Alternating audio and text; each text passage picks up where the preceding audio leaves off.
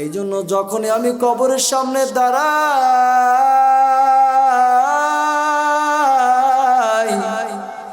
আমার বড় ভয় হয় যে কবরে যদি আমি আটকে যাই আমি ওসমানের কি হবে। অথচ নবীর সাহাবী হইয়া এরকম ভাবে কান্নাকাটি করে কবরের পাশে দাঁড়াইয়া, আর আমরা নবীকে দেখি নাই, নবীর সাহাবায়ে কিরামদেরকে দেখি নাই। অথচ কোরআন হাদিস থেকে শুনে জানতে পারি যে প্রথম ধাপ হলো কবর, কিন্তু কবরের পাশে দাঁড়াইলে আমাদের চোখে কোনো পানি নাই। কবর তো দূরের কথা, যখন কোনো লাশের সামনে দাঁড়াই, লাশের সামনে তখন দাঁড়াই, তখন আমাদের অন্তরে একটু অনুতপ্ত হয় না যে আমার মৃত্যুবরণ করতে হবে, আমার সামনেও জনগণ উপস্থিত হবে, জনগণ উপস্থিত হবে এবং দাঁড়ায় দাঁড়ায় দেখবে আমার জন্য জনগণ দোয়া পর্যন্ত করতে পারবে না। কি সবাই জানাজা দোয়া করতে পারে? দোয়া পর্যন্ত করতে পারে না। এমন বন্ধু বানাইলাম, এমন সাথী বানাইলাম যে আমার জানাজায় উপস্থিত হইল অথচ আমার জন্য দোয়া করতে পারলো না। এমন সন্তান জন্ম দিলাম যে সন্তান আমার জানাজায় আমার জন্য দোয়া করতে পারলো না। এমন ভাই বানাইলাম যেই ভাই আমার জানাজায় উপস্থিত হলো আমার জন্য দোয়া করতে পারলো না। আমিও আজকে নিজেও দোয়া করতে পারতেছি না, আমিও মারা যাব, আমার জানাজায়ও মানুষ হবে ঠিকই, কিন্তু আমার জন্য দোয়া করতে পারলো না। আর যদি দোয়া করতেও পারে, আল্লাহর সিফাতের কসম, আল্লাহর সিফাতের কসম, আল্লাহর সিফাতের কসম, আপনি আমি যদি নিজেকে যদি পরিবর্তন না করি, আপনি আমি যদি দুনিয়ার জমিনে বসিয়া যদি আল্লাহ তাআলার কোরআনকে হাদিসকে যদি না মেনে দুনিয়া থেকে বিদায় নেই, কাবা শরীফের ইমামও যদি উপস্থিত হয়, কাবা শরীফের ইমামও যদি উপস্থিত হয়, মদিনা শরীফের ইমামও যদি উপস্থিত হয়, আল আকসা মসজিদের ইমামও যদি উপস্থিত হয়, আর আপনি যদি কোরআনকে না মেনে যান, আপনি যদি হাদিসকে না মেনে যান, আপনি যদি মুহাম্মদ সাল্লাল্লাহু আলাইহি সাল্লামকে যদি আইডল হিসাবে না মেনে যান, তারা সবাই যদি জানাজায় উপস্থিত হয়, আপনার ন্যূনতম উপকার হবে না। আল্লাহ তাআলা দুনিয়ার জমিনে পাঠাইছেন, আল্লাহ তাআলা জিন এবং মানুষদেরকে এই দুইটা ক্ষমতা দিয়েছেন, অন্য কোনো মাখলুকাতকে এই ক্ষমতা দেন নাই। একমাত্র মানুষই ভালো মন্দ বুঝতে পারে, ইচ্ছা করলে গুনাহ করতে পারে, আবার ইচ্ছা করলে গুনাহ ছাড়তে পারে। একমাত্র জিনেই ইচ্ছা করলে গুনাহ করতে পারে, ইচ্ছা করলে গুনাহ ছাড়তে পারে। এই পৃথিবীর বুক থেকে যারাই বিদায় নেবে,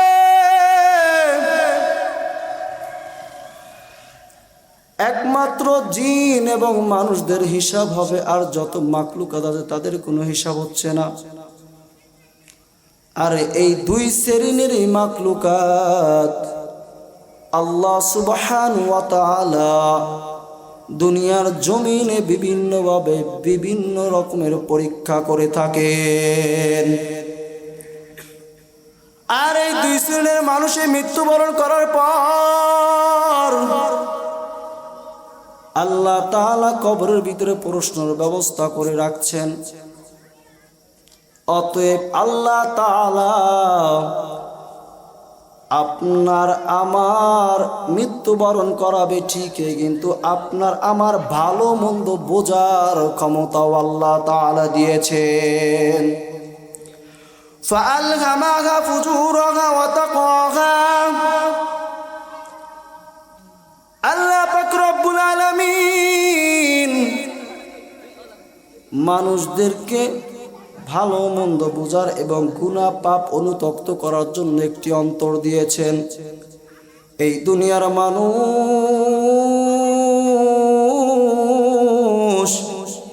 যখন গুনাহ করতে থাকে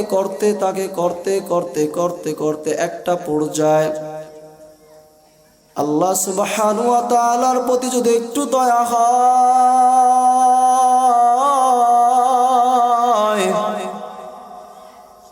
যদি সে লা ইলাহা ইল্লাল্লাহু মুহাম্মাদুর রাসূলুল্লাহর প্রতি যদি বিশ্বাস করে, তাহলে ওই বান্দার অন্তরের ভিতরে কম্পন শুরু হয়ে যায় এবং আল্লাহ তাআলা অন্তর দিয়া তাকে জানাইতে চায়, বান্দা তুমি গুনাহ করতেছো। এরকম হয় কি হয় না? মনে মাঝে মাঝে দেখা যায় গুনাহ করতেই থাকতে একটা পর্যায়ে জীবনে একটু মনে হয়, হায় হায় আমি তো গুনাহ করতে আছি, হায় হায় আমি তো পাপ করতেছি, কেউ দেখেন আমার রব দেখতে পায়। আমি দেখি আমার ডানে কেউ দেখে না,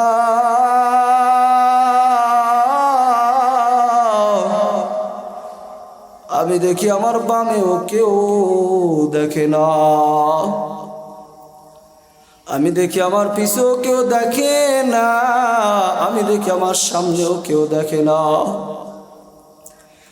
আমি চতুর্দিকের দরজাখানে আটকেও যদি থাকি, আমার রব আমার দিকে তাকায় আছেন। আমার রব তো সেই রব মালিক ইয়াউমিদ্দিন,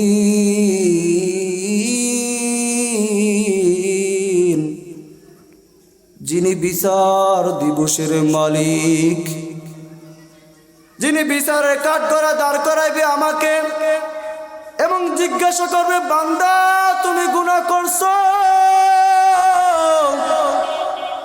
ও বান্দা আমি তো তোমার জন্য কিতাব পাঠাইলাম, কুরআনুল কারীম। ও বান্দা তুমি কোরআন কিভাবে পড়বা, কিভাবে বুঝবা, এটার জন্য আমি নবী রাসূল পাঠাইলাম। বান্দা তোমার কাছে তো সংবাদ গেছে যে তোমার জীবনটাকে তুমি কিভাবে গড়বা, তুমি হাঁটবা কিভাবে, তুমি চলবা কিভাবে, তুমি কথা বলবা কিভাবে, তোমার সংসার চলবে কিভাবে, তোমার রাষ্ট্র চলবে কিভাবে, তুমি কার সাথে কিভাবে আচরণ করবা। ও বান্দা আমি এটার জন্য তো তোমার কাছে প্রেরণ করেছি কুরআনুল কারীম এবং রাসূল প্রেরণ করেছি।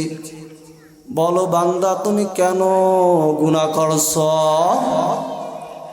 যখন এই চিন্তা ভিতরে চলে আসবে তখন অন্তরের ভিতরে একটু কম্পন হয়ে যায়।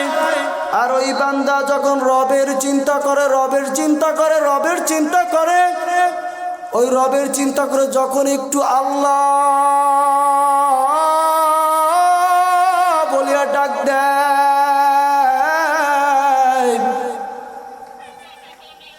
আল্লাহর রহমত তার সামনে হাজির হয়ে যায়।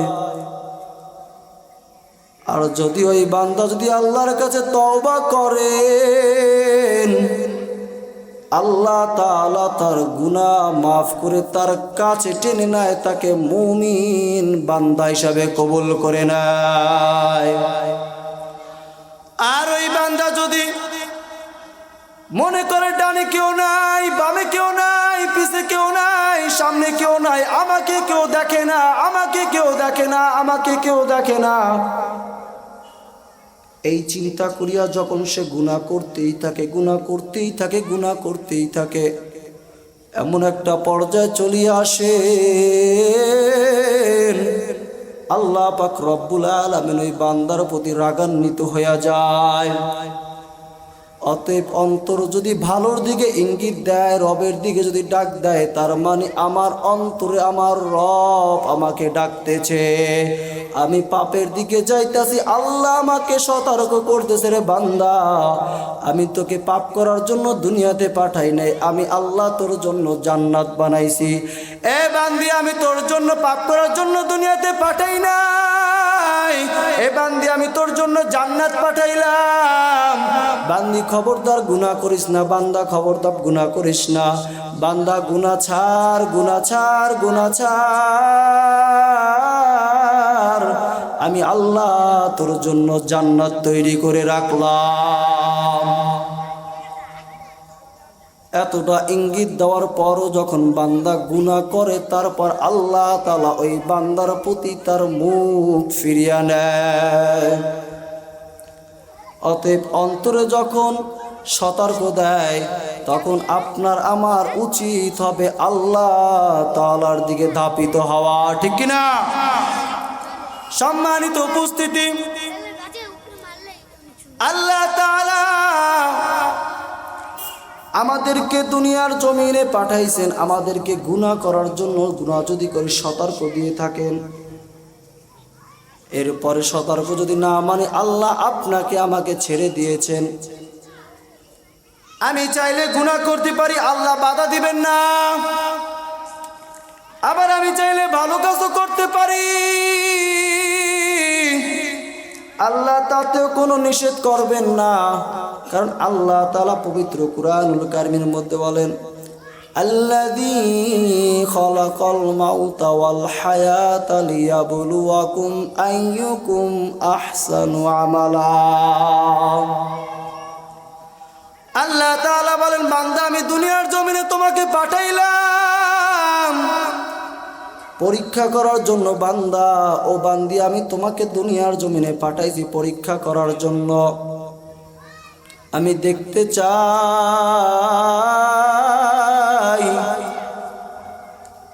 যে তুমি দুনিয়ার মুখে পড়িয়া, দুনিয়ার মুখ হইয়া তুমি আমি রবকে ভুলে যাও কিনা।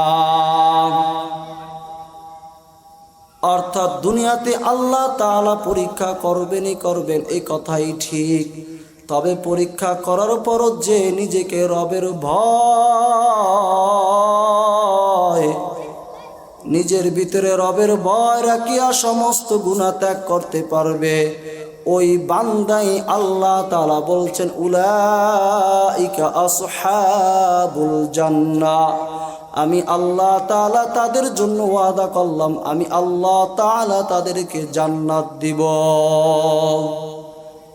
এরা কারা? এরা হচ্ছে যারা কোরআনের অনুসরণ করবে, রবের কথা শুনবে। আর এই অন্তরের ভিতরে আমাদের অন্তর থেকে ভয় চলে গেছে। ভয় চলে যাওয়ার কারণে আমরা যা মন চাই তাই করি, আর যা মন চায় তা করার কারণেই আমাদেরকে এখন পাপ করলেও মনে হয় না যে আমরা পাপ করতেছি। কি মনে হয়? গুনাহ করলে ডানে বামে তাকায় দেখি কেউ নাই, গাছের ফলও নাই। ডানে বামে তাকিয়ে দেখি কেউ নাই, কোনো মালামালও নাই। অর্থাৎ অন্তরের ভিতরে রবের ভয় নাই। আর রবের ভয় নাই এই জন্যই যে আমরা যে মৃত্যুবরণ করব এটা এখন পর্যন্ত অনুতপ্ত হতে পারি নাই। আমরা জানাজায় উপস্থিত হয়ে জানাজা দেখতে পাই, কিন্তু একবারও ভাবি না যে আমার তো মরণ হবে, আমিও তো ওই জায়গায় উপস্থিত হব। আমাকেও মানুষ মরহুম বলে ডাকবে, আমার নামটাও মানুষ বাদ করে দিবে। আমাকে নাম ধরে ডাকবে না, আমার নাম বলে দিবে, মরহুম বলে যাবে। অথচ আমরা দেখতে পাই, কিন্তু দেখা থেকে আমরা শিক্ষা অর্জন করি না, নিজের কোনো পরিবর্তন ঘটাইতে চাই না। আল্লাহ তাআলা আমাদেরকে শিক্ষার জন্য কুরআনুল কারীম দিয়েছেন। কুল্লু নাফসিন যায়িকাতুল মাউত। আল্লাহ তাআলা জানায় দিয়েছেন, যারা দুনিয়ার জমিনে আসছে তার মৃত্যুর স্বাদ গ্রহণ করতেই হবে। মৃত্যু থেকে পালানোর কোনো সুযোগ নাই। এটা আমরা জানি শুনেও কিন্তু এখন পর্যন্ত আমাদের নিজের ভিতরে এখন পর্যন্ত এই পরিবর্তন আনতে পারলাম না।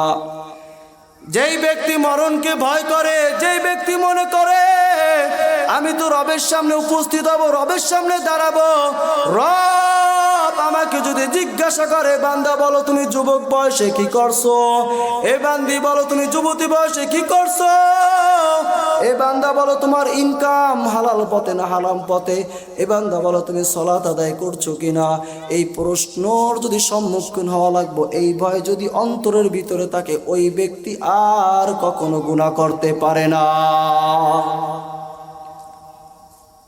অতএব আমাদের অন্তরের ভিতরে মরণের ভয়টাই নাই। আর এই মরণের ভয়টা না থাকার কারণেই আমরা রবকে ভুলিয়ে গিয়েছি। ইন্নাকা মাইতু ওয়া ইন্নাহুম মাইয়িতুন।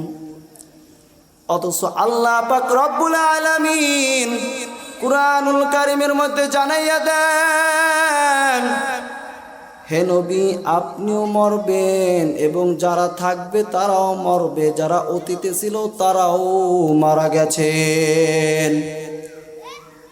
যেই জায়গায় নবী করিম সাল্লাল্লাহু আলাইহি ওয়াসাল্লাম মানব কুলের মধ্যে সবচেয়ে মর্যাদাতম মানব হলো মুহাম্মদ সাল্লাল্লাহু আলাইহি ওয়াসাল্লাম। নবীদের ভিতরে সবচাইতে শ্রেষ্ঠতম নবী হলো মুহাম্মদ সাল্লাল্লাহু আলাইহি ওয়াসাল্লাম। সবচাইতে সম্মানজনক ব্যক্তি হলো মুহাম্মদ সাল্লাল্লাহু আলাইহি ওয়াসাল্লাম। সেই মুহাম্মদ সাল্লাল্লাহু আলাইহি ওয়াসাল্লাম দুনিয়ার জমিনে থাকতে পারে নাই। সেই মুহাম্মদ সাল্লাল্লাহু আলাইহি ওয়াসাল্লাম দুনিয়ার জমিন ত্যাগ করে চলে গেছেন। অথচ আপনি আমি আব্দুল্লাহ ইবনে মাসউদ রাদিয়াল্লাহু আনহু বলেন, নবী করিম সাল্লাল্লাহু আলাইহি ওয়াসাল্লামের বিবি উম্মে হাবিবা তিনি আল্লাহ তাআলার কাছে দোয়া করতেছেন, আল্লাহ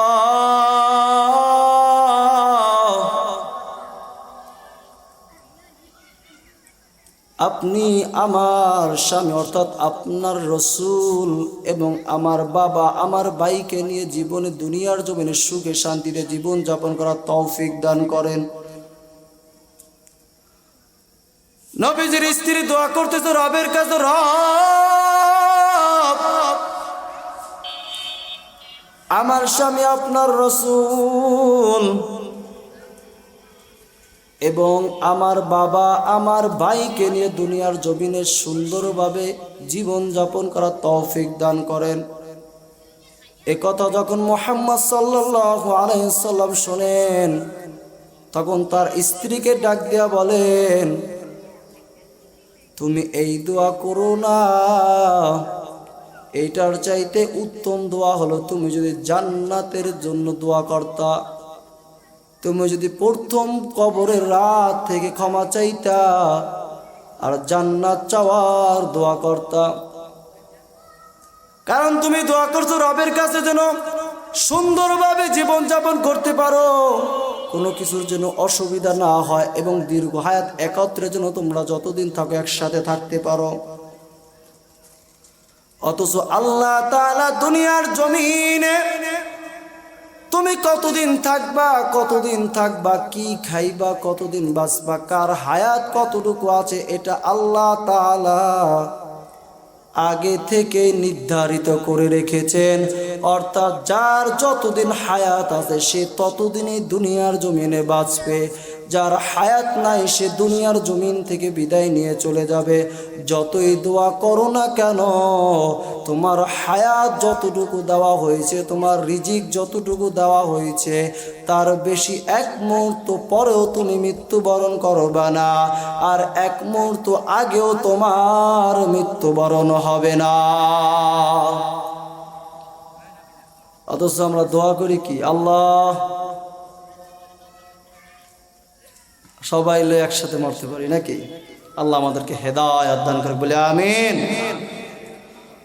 অতএব আমরা দুনিয়ার জমিনে স্থায়ী থাকতে পারবো না, দুনিয়ার জমিন থেকে বিদায় নিয়ে চলে যেতে হবে, এতে কোনো সন্দেহ নাই, সন্দেহের কোনো প্রশ্নই আসে না। কারণ দুনিয়াতে আসছে যেহেতু মৃত্যুবরণ আপনাকে আমাকে করতেই হবে। আমরা প্রতিদিন প্রায় সময় দেখা যায় যখন মানুষ মাটি দিতে যায় বলি মিনহা খলাকনাকুম ওয়া ফিহা নুঈদুকুম ওয়া মিনহা নুখরিজুকুম তারাতান উখরা। আল্লাহ তাআলা বলতেছেন, এ বান্দা, আমি আল্লাহ তাআলা তোমাকে মাটি দিয়ে বানাইলাম, আমি আল্লাহ তাআলা আবার তোমাকে মাটির ভিতরে নিয়ে গেলাম,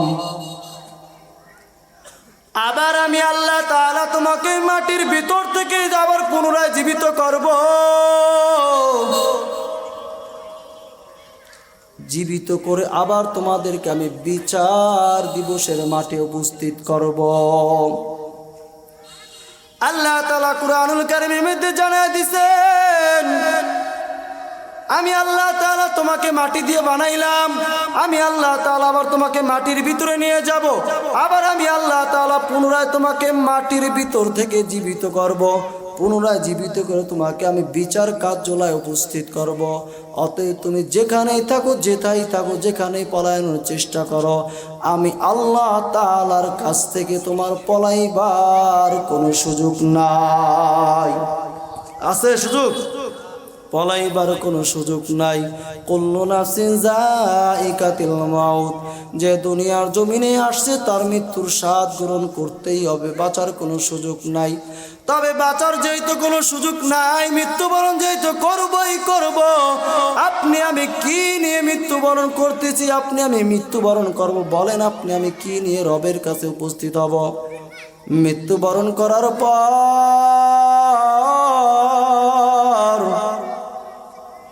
আল্লাহ তাআলা আপনাকে আমাকে জিজ্ঞাসা করার জন্য ফেরেশতা পাঠাইবেন। এই দুনিয়ার জমিন থেকে যারাই মৃত্যুবরণ করছে, যারাই করবে, মৃত্যুবরণ করার পর আমাদের মুসলিমের একটা প্রসেস হলো, মৃত্যুবরণ করে যে তাকে সুন্দর রূপে গোসল দাও, জানাজার ব্যবস্থা করো, জানাজা শেষ হওয়ার পর দাফন কাফনের ব্যবস্থা করো, দাফন কাফন হওয়ার পর মাও দেখে না, বাবাও দেখে না, ভাইও দেখে না, যেই বাবা তো কষ্ট করে লালন পালন করলো, ওই বাবা কবরে পাঁচ সন্তানকে কবর রেখে চলে আসে। যেই ভাইকে সঙ্গ দিয়ে জীবন যাপন করলো, সেই ভাই ওখানে রেখে চলে আসে। কেউ একবারও বলে না আমার ভাইয়ের সাথে আমি যাব। সবাই ওখান থেকে চলে আসেন। রাসূল সাল্লাল্লাহু আলাইহি ওয়াসাল্লাম বলেন, যখনই চলে যায় দুইজন ফেরেশতা উপস্থিত হয়ে যান, একজন নীল রঙের আর একজন কালো রঙের। তিনি প্রশ্ন করেন, মান রব্বুকা, তোমার রবকে? অমা দীনুকা, তোমার দিন কি? অমা নবিয়ুকা, তোমার নবীকে? বান্দা যদি মুমিন হয়,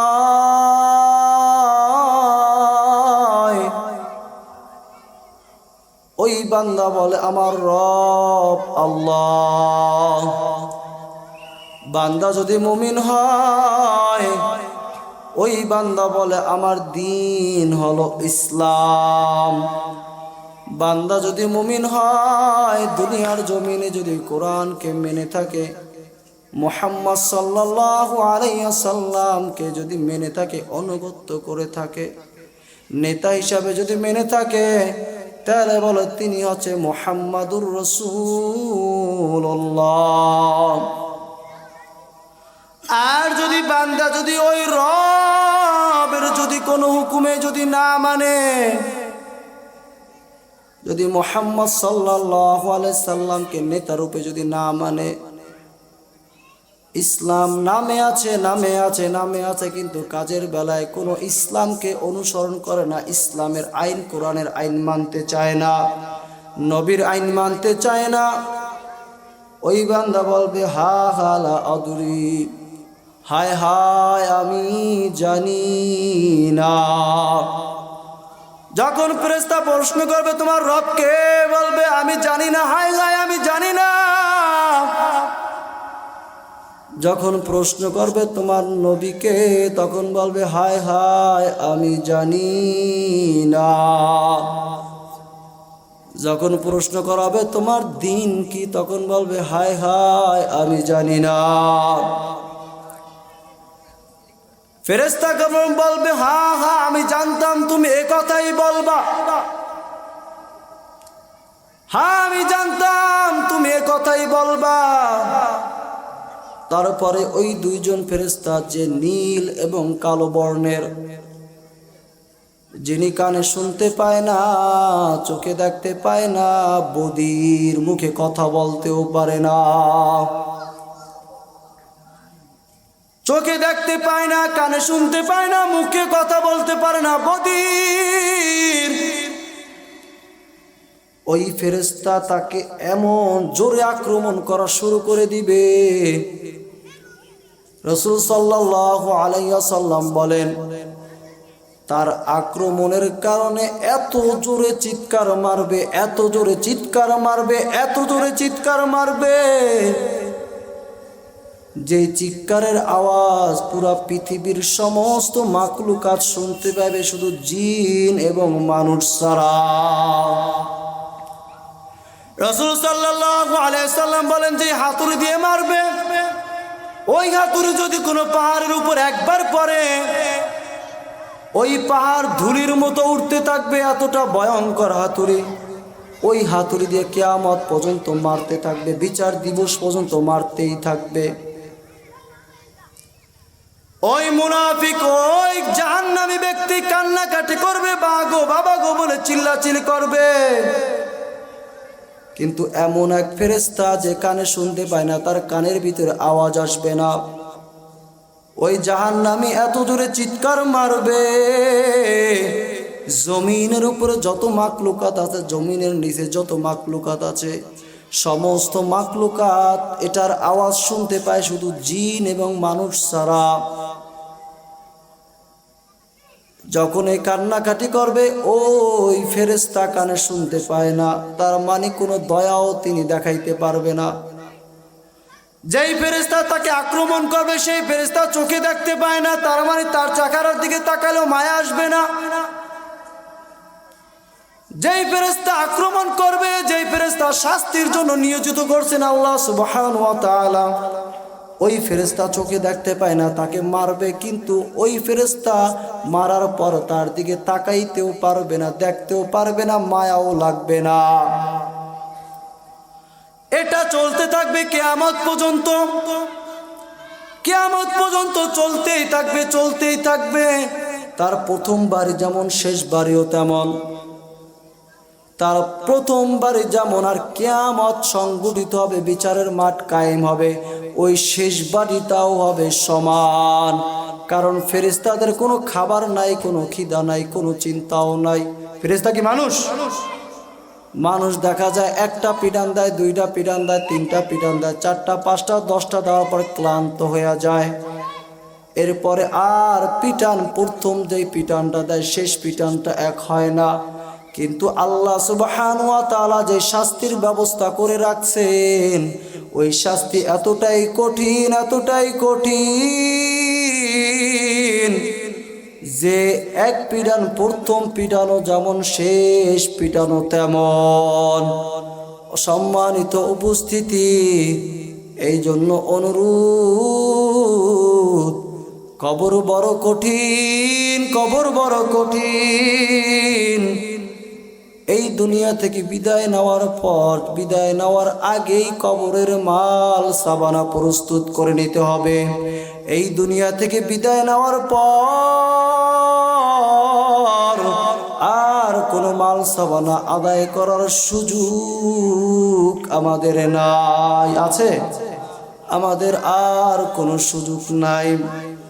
তাই দুনিয়ার জমিন থেকে আমাদের নিজেদেরকে পরিবর্তন করতে হবে। দুনিয়ার জমিন থেকে কোরআনের আইন নিজের ভিতরে বাস্তবায়ন করতে হবে। দুনিয়ার জমিন থেকে আমাদের নিজেকে ইসলামের আইন নিজের ভিতরে ধাবিত করতে হবে, নিজের ভিতরে চালু করতে হবে। মুহাম্মদ সাল্লাল্লাহু আলাইহি সাল্লাম আমার নেতা, এটা মন থেকে মানতে হবে এবং নেতা যা বলছে তাই মানতে হবে। মুহাম্মদ সাল্লাল্লাহু আলাইহি সাল্লাম যা বলেছে তাই মানতে হবে। আর তা যদি মেনে দুনিয়ার জমিন থেকে যদি বিদায় নিতে পারি তাহলে হবে জান্নাত। আর যদি মুখ ফিরিয়ে নেই তার পরিণাম হলো জাহান্নাম। ওসমান রাদিয়াল্লাহু আনহু তিনি যখন কোন কবরের পাশ দিয়ে যান, কবর পাশ দিয়া গেলে তার চোখ জোরে জোরে জোরে জোরে পানি পড়তে থাকতো। পানি পড়তে পড়তে পড়তে পড়তে এমন একটা পর্যায়ে তার দাড়ি মুবারক ভিজে যেত। দাড়ি মুবারক ভিজতে ভিজতে সাহাবায়ে কেরাম তার সাথীগণ যখন দেখতো তখন ডাক দিয়ে বলতো, এ ভাই ওসমান,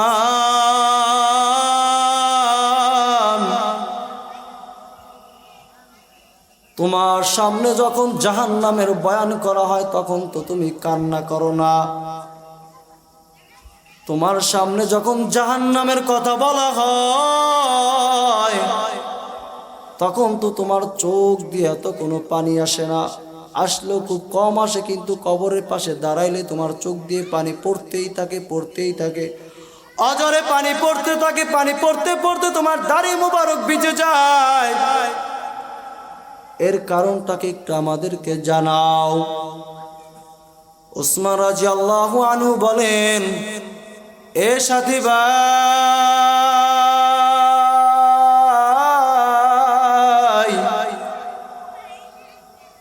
মুহাম্মদ সাল্লাল্লাহু আলাইহি ওয়াসাল্লাম বলেছেন কবর হচ্ছে প্রথম ধাপ। যেই ব্যক্তি এই কবরের প্রথম ধাপ পার হয়ে যাবে, সহজ হয়ে যাবে, এরপরে যত ধাপ আছে সমস্ত ধাপ আল্লাহ সুবহানাহু ওয়া তাআলা সহজ করে দিবেন। আর আল্লাহ না করুক যদি ওই বান্দা যদি কবরে আটকায়া যায়,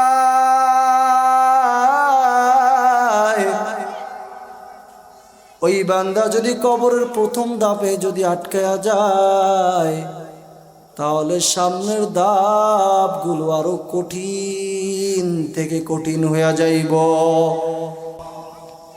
ন্যূনতম উপকার হবে না যদি আপনি রবের হুকুম দুনিয়ার জমিন থেকে আদায় না করিয়া যান।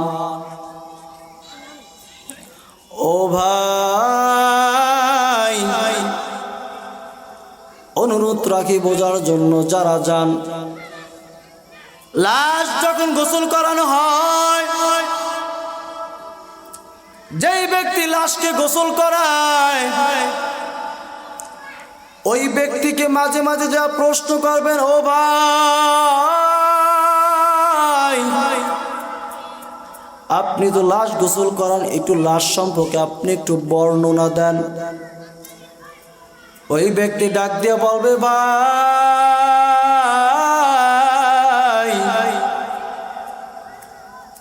অনেক বড় টাকার মালিক দেখলাম, অনেক সম্পদওয়ালা মালিক দেখলাম, কোটি কোটি টাকা ব্যাংক ব্যালেন্স থাকা সত্ত্বেও যখন তার লাশটা গোসল করাইতে যায়, গোসল করাইতে গেলে দেখি হালকা একটু পেটে চাপ দেওয়ার পর তার শরীরের বিভিন্ন পচা অংশ তার পায়খানা রাস্তা দিয়ে বাইর হয়ে যায়। আবার দেখা যায় এমনও কিছু লাশ গোসল করায় যে লাশগুলো শরীর ধরতে গেলে নরম হয়ে যায়, চামড়াগুলো খসে খসে পড়ে যায়। আবারও এরকম দেখতে পাই যখন গোসল করাইতে যায় শরীর দিয়ে পুঁজ বাইর হয়,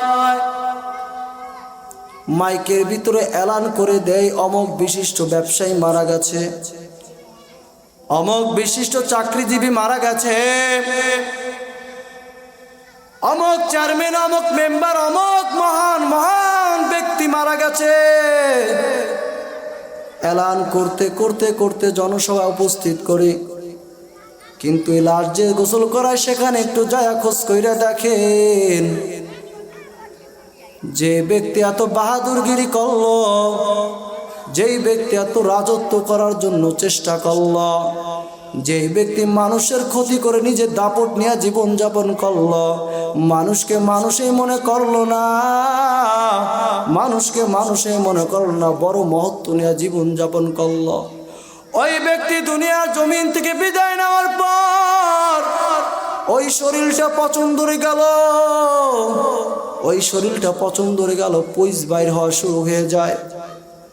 বেশি দূর নয়, মাত্র গত পরশু দিন দেখলাম ফেসবুকের ভিতরে, মৃত্যু কার কখন আসে কেউ জানে না, কেউ বলতেও পারে না, অথচ বড় বড়াই করে বেলায়, বড় মহত্ব করে বেলায়, বড় ক্ষমতাবান বলে বুঝাইতে থাকি মানুষকে আমার অনেক কিছু আছে, আমার মতো ক্ষমতাশালী কে আছে, আমার মতো টাকাওয়ালা কে আছে, আমার মতো সম্পদওয়ালা কে আছে, আমার মতো তো কেউ নাই, কেউ নাই। এরকম মহত্ব করে দুনিয়ার জমিনে জীবন যাপন করতেছি। এই কিছুদিনের মধ্যে দুইটা ঘটনা আমরা দেখতে পাই, বেশি দূরে নয়, মুলাদিতে কিছুদিন আগে এক মহিলা কোনো এক স্থানে যাওয়ার জন্য রওনা হয়, বমি করার জন্য। অনেকেই দেখা যায় অনেক মহিলা বাসে উঠলে বমি করে, বমি করার জন্য যখন মুখটা বাইর করা হয়, হঠাৎ করে বাসের ড্রাইভার গাড়ি টান দেয়, পাশে ছিল কারেন্টের খাম্বা, কারেন্টের খাম্বার সাথে সঙ্গে সঙ্গে বাড়ি খেয়ে মজকটা বাইর হয়ে যায়। সঙ্গে সঙ্গে ওখানে স্থায়ী লোকরা তাকে হাসপাতাল নেয়। হাসপাতাল নেওয়ার পূর্বেই তিনি দুনিয়ার জমিন ত্যাগ করে দেন। ও ভাই, আবার এই তো কিছুদিন আগে শরীয়তপুরে এক মহিলা কোন এক গন্তব্যস্থানে যাওয়ার জন্য রওনা হয়, অটোতে চলে যাইতেছে যাইতেছে গলার সাথে অন্য প্যাঁচ খায়া তার ঘাটটা শরীর থেকে আলাদা হয়ে যায়, তার ঘাটটা এক জায়গায় পড়ে থাকে, তার কল্লাটা আর এক জায়গায় পড়ে থাকে। সে তো একটা গন্তব্য স্থানে যাওয়ার জন্য রওনা হয়েছে, কিন্তু আল্লাহ তাআলা তাকে যেতে দেয় না, মৃত্যুবরণ হয়ে গেল। কিসের এত বড়াই দেখাও, কিসের এত বাহাদুরি দেখাও? তুমি কি শুনতে পাও না তোমার রব তোমার জন্য চিঠি পাঠাইছে? তোমার রব তোমাকে বলছে কুল্লু নাফসিন যায়িকাতুল মাউত, তোমার মৃত্যুর স্বাদ গ্রহণ করতেই হবে, বাঁচার কোনো সুযোগ নাই। তোমাকে তোমার রব ডাকতেছে, তোমার রব তোমার জন্য যে নির্ধারিত সময় দিয়েছেন, ওই নির্ধারিত সময়ের পর তুমি যতই চেষ্টা করো, যত ক্ষমতাবান হও,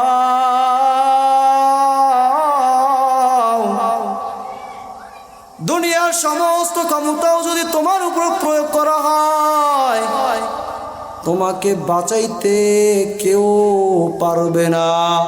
দেখো না, যখন কোনো মানুষ মৃত্যু শয্যায় পড়ে যায়, তখন তার পাশে সন্তান বসে যায়, তখন তার পাশে বিবি বসে যায়, তখন তার পাশে তার ভাই বসে যায়, তখন তার পাশে তার স্বামী বসে যায়। বসে থাকার পর তার পাশে বসে তাকিয়ে থাকে তাকিয়ে থাকে, তার লাশটা মৃত্যুবরণ করতেছে, অথচ কেউ বলে না যে এই লাশটাকে বাঁচাইতে হবে, কেউ একটু চেষ্টা করেও পারে না তার মৃত্যুটা ঠেকাইতে। আল্লাহ যা বলছেন তাই হচ্ছে। আল্লাহ বলছেন মানুষকে মৃত্যুর স্বাদ গ্রহণ করতেই হবে। মাখলুকাত যারাই আছে মৃত্যুর স্বাদ যাদের ভোগ করতে হবে, আল্লাহ যেহেতু বলছেন এই বলছেন, অতএব মৃত্যুর স্বাদ ভোগ করতে হবে। পৃথিবীর যতই ক্ষমতাবান হোক না কেন, মৃত্যু থেকে কেউ রেহাই পাবে না। এই জন্য অনুরোধ রাখবো, মৃত্যুর আগে মৃত্যুর জন্য প্রস্তুত হও। তুমি যখন মৃত্যুবরণ করবা, তুমি যে সম্পদের জন্য লাফালাফি করো, বাহাদুরি করো, সম্পদ তোমার রয়ে যাবে। সন্তান যদি তুমি সুশিক্ষায় শিক্ষিত করতে পারো, ওই সন্তান হয়তো কোনো সদকায়ে জারিয়ার ব্যবস্থা করবে, ভালো কাজে ব্যবহার করবে। আর যদি সন্তানকে যদি শুধু শিক্ষিত করে যাও, কি শিক্ষিত? শুধু শিক্ষিত করে যাও, মাস্টার্স ডিগ্রি বিভিন্নভাবে বিভিন্ন কোর্স কমপ্লিট করলা, শুধু শিক্ষিত করে গেলা, ওই সন্তান দেখবা এলাকার ভিতরে বিভিন্ন ফেতনা ফেসাদ সৃষ্টি করবে, জুয়া খেলবে, বিভিন্নভাবে বিভিন্ন খারাপ কাজে নিজেকে নিয়োজিত করে তোমার সম্পদ ধ্বংস করবে। আর ধ্বংস করে করে করে তোমার সম্পদ শেষ করে দিবে, তোমার সম্পদ কোনো কাজে আসলো না। তুমি যে টাকা থুয়ে যাবা সেই টাকারও অবস্থা একই হবে। অতএব যা কিছু করো মৃত্যুর পূর্বেই তোমার নিজেকে নিজের প্রস্তুত করতে হবে। মৃত্যুর পর আর কোনো সুযোগ হবে না। এজন্য অনুরোধ রাখবো সম্মানিত উপস্থিতি, পর্দার অন্তরার মা, দুনিয়ার জমিন থেকে বিদায় নেওয়ার পূর্বে নিজেকে গঠন করে নাও, নিজেকে আল্লাহ তাআলার জন্য প্রস্তুত করে নাও, আল্লাহ তাআলার জন্য প্রস্তুত করে নাও। মুমিন মুত্তাকিয়া দুনিয়ার জমিন থেকে বিদায় নাও, হিসাবের জন্য প্রস্তুত হও। আল্লাহ তাআলা তোমাকে প্রশ্ন করবে, আল্লাহ তাআলা আমাকে প্রশ্ন করবে, বান্দা তোমার যে জীবনটা দিলাম সেই জীবনটা তুমি কি কাজে ব্যয় করছো? ও বান্দা, তোমাকে আমি যে জীবনটা দিলাম সেই জীবনটা তুমি কিভাবে ব্যয় করছো? ও বান্দা, আমি আল্লাহ তাআলা তোমাকে ডাকলাম, বান্দা তোমাকে যখন ডাকছি বলো বান্দা তুমি কেন সালাত আদায় করো নাই? ও বান্দা, আমি তোমাকে সম্পদ দিলাম, বলো তুমি কেন সম্পদ, বলো তুমি কোন পথে ব্যয় করছো?